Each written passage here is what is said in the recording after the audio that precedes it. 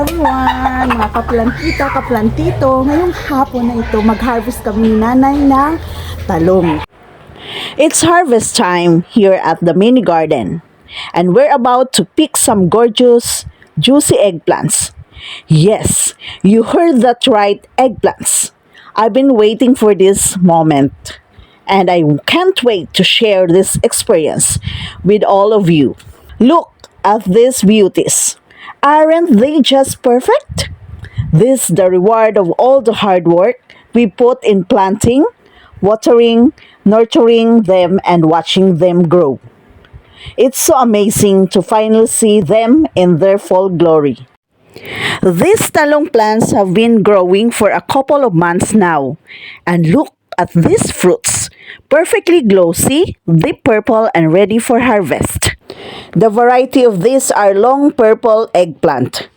O ayan ang daming bunga. Ang sarap sa pakiramdam na may aanihin na naman kami ni nanay. Shout out po pala sa aking asawa sa walang sawang pagdidilig nito araw-araw. At kay Renren at Bo sa pagtulong sa akin sa paglilinis at pagbubungkal ng lupa para ako'y makapagtanim ng mga gulay tulad ng labanos, sili, okra, kangkong, talong, sitaw at kamote. Here's a quick tips.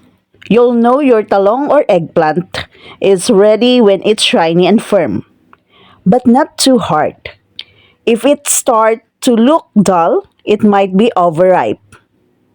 Always use a knife or shears to avoid damaging the plant. Nakakatuwa talaga pag ikaw mismo ang nagtanim at nag-aani. Nakakatipid na healthy pa. Saka walang chemical, organic talaga ito. Not bad for today's harvest, right? This will be perfect for tortang talong or grilled talong with bagoong. Maraming salamat sa pagsasama sa amin ni nanay sa pag-aani ng talong. Don't forget to like, comment, and subscribe for more garden updates.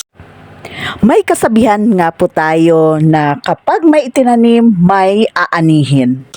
See you next time!